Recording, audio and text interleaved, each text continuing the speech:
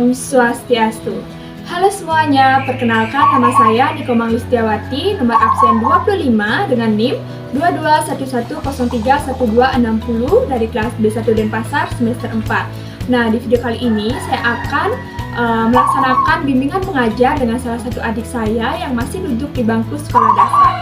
Silakan adik untuk perkenalkan dirinya terlebih dahulu. Halo semuanya, perkenalkan nama saya Nikadek Putri Anjani. Saya kelas 3 SD dan saya bersekolah di SD 1 Bungkasih. Nah, Putri, hari ini apakah sudah siap untuk belajar? Sudah. Wow, semangat sekali. Nah, Putri, hari ini kita akan belajar dengan materi tentang bentang alam di Indonesia. Nah, sebelumnya, apakah Putri sudah tahu apa itu bentang alam? Belum. Nah, bentang alam adalah hamparan alam dengan aneka ragam bentuk permukaan bumi yang terdiri dari dataran dan juga perairan. Nah, untuk lebih memahami lagi tentang materi bentang alam, kakak akan mengajak Putri untuk pergi ke pantai agar Putri mengetahui lebih dalam lagi tentang kehidupan masyarakat di sekitar pantai. Yuk kita pergi ke pantai bersama-sama. Nah, Putri, kita sudah sampai di pantai pada hari ini. Sebelumnya kakak mau tanya, apakah Putri sudah pernah pergi ke pantai sebelumnya? Sudah. Di pantai mana? Pantai Munggu. Wow, bagus sekali. Nah, kan Putri sudah pernah ke pantai. Kira-kira Putri tahu nggak apa itu pantai? Tidak. Tak jelaskan sedikit ya. Nah, pantai adalah daerah atau wilayah yang berbatasan langsung dengan laut. Nah, pantai biasanya memiliki wilayah yang landai dan juga bebatu. Pantai juga berbeda loh. Apakah Putri tahu? Tidak. Nah, ada beberapa pantai yang memiliki pasir warna putih dan juga ada pantai yang memiliki pasir warna hitam. Nah, seperti pantai yang kita lihat seperti pantai ini memiliki pasir pantai yang warna hitam. Nah, ada juga pantai yang memiliki pasir putih loh, seperti pantai Satu, pantai Sambayan, dan pantai-pantai lainnya. Nah, Putri, dengan keadaan pantai yang cukup panas dan juga sering, kira-kira wilayah pantai bisa dimanfaatkan untuk apa saja ya? Baik, yang pertama itu ada sebagai objek wisata, yang kedua ada sebagai tambang garam, yang ketiga sebagai budidaya rumput laut, dan keempat sebagai tempat para nelayan mencari ikan. Nah, betul sekali, hebat sekali kesempatan buat kita. Nah, keadaan pantai atau wilayah pantai bisa kita manfaatkan yang pertama sebagai tempat nelayan untuk mencari ikan. Bisa kita lihat banyak sekali perahu-perahu yang ada di sini. Itu adalah alat yang digunakan oleh nelayan untuk mencari ikan. Nah, yang kedua, pantai bisa dimanfaatkan untuk objek wisata. Nah, kita bisa lihat di sekeliling kita banyak sekali wisatawan-wisatawan mancanegara yang berkunjung ke pantai untuk menikmati suasana pantai. Dan satu lagi, selain sebagai tempat nelayan mencari ikan, objek wisata, pantai juga bisa dimanfaatkan sebagai tempat untuk menyediakan jasa untuk penginapan atau jasa perhotelan. Kita lihat di belakang kita ada hotel-hotel yang seperti ini. Itu namanya jasa akomodasi. Pantai juga bisa dimanfaatkan sebagai jasa dan tempat-tempat menginap lainnya dengan view pantai yang sangat indah. Putri, kakak mau tanya, kira-kira pekerjaan masyarakat di wilayah pantai itu sebagai apa aja ya? Oke, yang pertama itu ada sebagai nelayan, yang kedua ada sebagai petani garam, yang ketiga ada sebagai petani rumput laut, dan yang terakhir ada sebagai penjual oleh-oleh. Nah, betul sekali Putri. Nah, bisa kita lihat ini adalah salah satu kapal pelayang atau kapal nelayan yang digunakan oleh nelayan untuk mencari ikan di tengah laut. Nah, yang kedua itu Putri bilang tadi sebagai petani garam ya. Nah, ada beberapa pantai yang memanfaatkan atau pekerjaan masyarakatnya itu sebagai petani garam dan juga yang Putri katakan tadi juga sebagai petani rumput laut. Nah, ada beberapa juga pekerjaan masyarakatnya sebagai pedagang. Nah, bisa kita lihat banyak sekali pedagang-pedagang di sekitar pantai yang berjualan baik itu makanan, oleh-oleh maupun souvenir yang dijual kepada wisatawan luar negeri ataupun wisatawan lokal ya. Nah, Putri, tadi kan kita sudah berkunjung dan juga belajar tentang wilayah pantai. Nah, sekarang kita akan belajar tentang wilayah dataran rendah. Nah, kebetulan kita berada di salah satu dataran rendah di desa kita, yaitu Desa Bungkase. Nah, kenapa Desa Bungkase dikatakan sebagai dataran rendah? Karena Desa Bungkase terletak di wilayah dengan ketinggian di bawah 200 meter di atas permukaan laut. Nah, kira-kira pekerjaan masyarakat di dataran rendah itu sebagai apa aja ya? Biasanya orang sebagai petani, misalnya petani padi, bunga, dan lain sebagainya. Dan juga ada sebagai pekerja kantoran, pekerja restoran, dan lain sebagainya. Baik, betul sekali Putri. Nah, kalau di daerah pedesaan itu biasanya masyarakat bermata pencarian sebagai seorang petani ataupun peternak.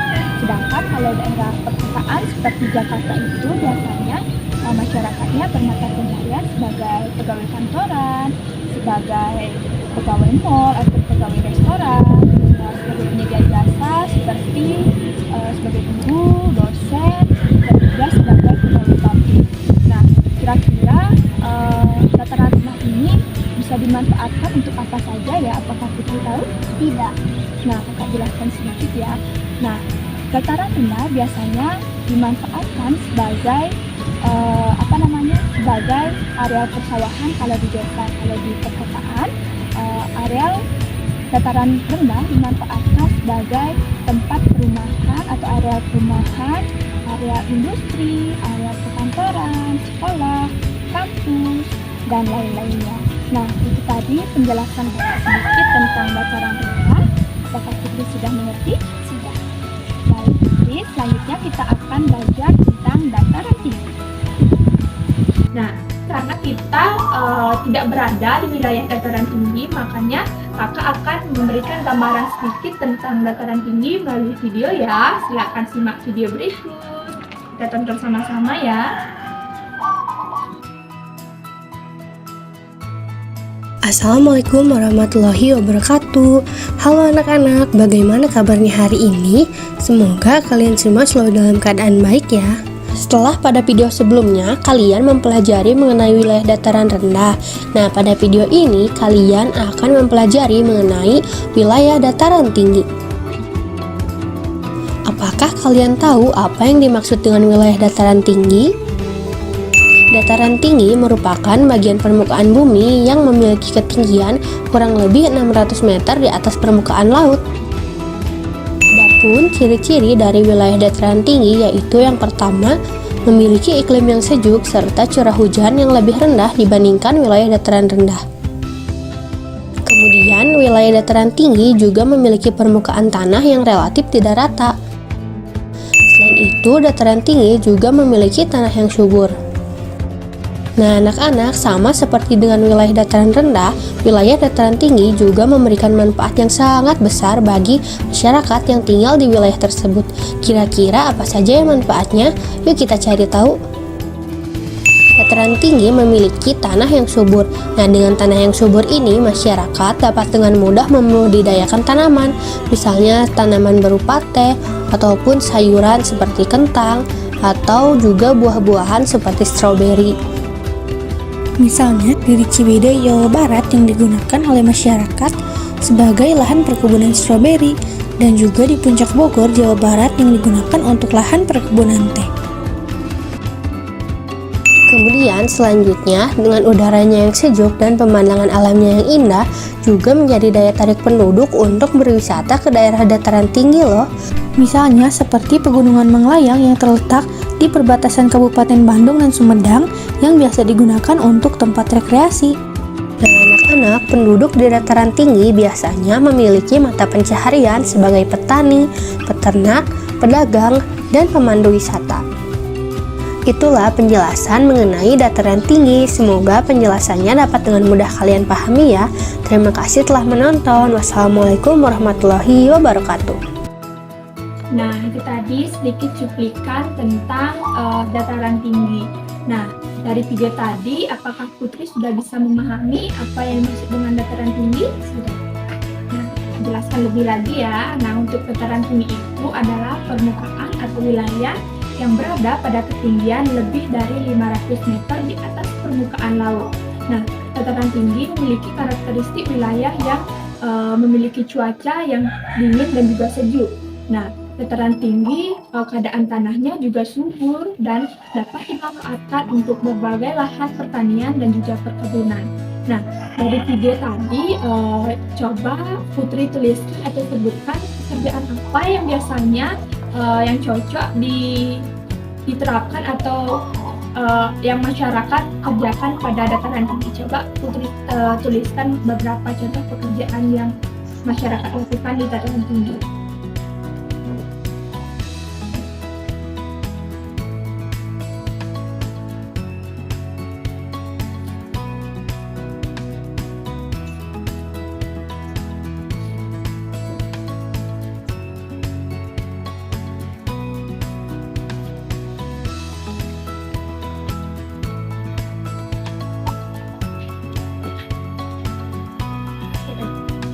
Nah, bagus sekali, Putri sudah selesai. Nah, tolong bacakan Putri ke teman-teman di luar sana apa yang Putri tulis tadi mengenai pekerjaan masyarakat di daerah dataran tinggi. Yang pertama itu ada petani sayur, misalnya seperti sayur sawi, kentang. Yang kedua ada petani buah seperti buah stroberi, kopi dan lain sebagainya. Yang ketiga ada pemetik daun teh. Wow, bagus sekali, benar sekali Putri yang Putri tulis tadi tentang pekerjaan masyarakat di dataran tinggi. Nah, selain sebagai seorang petani dan juga pemetik daun teh, masyarakat di dataran tinggi juga bisa memiliki pekerjaan sebagai pemandu wisata karena dataran tinggi bisa kita manfaatkan sebagai objek wisata. Contohnya kita bisa lihat di Kintamani dan juga di Bedugul Bali. Banyak sekali masyarakat yang bermata pencarian sebagai seorang pemandu wisata dan juga sebagai penyedia jasa akomodasi. Ya, betul sekali Putri. Nah, di sini kakak memiliki beberapa contoh gambar tentang dataran tinggi yang ada di Indonesia. Nah, yang pertama ada dataran tinggi dari Gayo Aceh. Ini adalah gambar dari dataran tinggi Gayo Aceh. Selanjutnya, yang kedua yaitu ada dataran tinggi Dieng. Ini gambar atau wilayah dari dataran tinggi Dieng yang terletak di Jawa Tengah. Nah, selain di Jawa atau di luar Bali, di Bali juga ada dataran tinggi. Contohnya yaitu di Desa Jatiluweh, Tabanan, Bali. Nah, selanjutnya yang kakak katakan tadi yaitu di Bedugul dan juga Kintamani, Bali. Kita dilihat ya contoh gambarnya. Nah, itu tadi Putri sedikit tentang pembelajaran tentang dataran tinggi. Apakah Putri sudah mengerti? Sudah. Nah, Putri selain pemanfaatan wilayah dan juga pekerjaan masyarakat di dataran tinggi, dataran rendah dan juga pantai, di sini kakak mempunyai gambar rumah masyarakat di ketiga daerah tersebut. Nah, yang pertama kakak mempunyai rumah masyarakat di pantai. Bisa dilihat Putri untuk gambar rumahnya. Nah, kakak mau tanya kenapa rumah masyarakat di sekitar pantai itu memiliki ventilasi yang banyak? Apakah Putri tahu? Tidak. Nah, alasannya karena di pantai itu memiliki cuaca dan suhu yang panas sehingga rumah masyarakat di pantai memiliki banyak ventilasi sehingga udara dari luar bisa masuk ke dalam rumah sehingga masyarakat tidak merasa kepanasan saat berada di rumah. Nah, yang kedua yaitu gambar rumah masyarakat di dataran rendah. Bisa dilihat Putri, rumah masyarakat di dataran rendah. Nah, rumah masyarakat di dataran rendah itu sama seperti rumah yang kita tinggali saat ini. Karena kita berada di dataran rendah, hampir sama cuacanya dengan pantai karena dataran rendah itu memiliki cuaca yang cukup panas juga. Nah, yang paling unik yaitu rumah masyarakat di dataran tinggi. Kakak ambil contoh rumah masyarakat di Papua. Ini adalah gambar rumah masyarakat di Papua yang biasa disebut dengan rumah Honai. Rumah masyarakat di Papua ini tidak memiliki jendela dan terbuat dari jerami. Jadi tahu apa alasannya rumah masyarakat di Papua tidak memiliki jendela atau ventilasi? Tidak. Nah, Kakak jelaskan karena di Papua itu kan memiliki suhu udara yang dingin, sehingga masyarakat untuk melindungi diri mereka dari keadaan cuaca yang dingin, makanya rumah masyarakat di Papua minim sekali ventilasinya. Rumah masyarakat di Papua ini hampir mirip dengan rumah masyarakat dari suku Eskimo yang tinggal di daerah kutub. Ini adalah tampakan rumah Eskimo atau rumah iglo dari suku Eskimo yang tinggal di kutub. Hampir sama ya bentuknya karena suhu udara mereka itu hampir mirip, yaitu dingin. Baik Putri, itu tadi beberapa gambar dari rumah masyarakat di dataran tinggi, dataran rendah, dan juga pantai. Apakah Putri bisa memahaminya? Bisa. Baik Putri, itu tadi pemaparan materi tentang bentang alam. Apakah Putri bisa memahami pemaparan materi yang Kakak sampaikan tadi? Sudah. Apakah Putri punya pertanyaan lagi? Tidak. Baik, terima kasih Putri sudah mengikuti pembelajaran hari ini dengan sangat baik. Semoga apa yang Kakak sampaikan tadi dapat bermanfaat dan juga dapat menambah wawasan bagi Putri. Nah, Kakak tutup pembelajaran hari ini dengan mengaturkan nama Santi. Om Santi Santi Santi Om.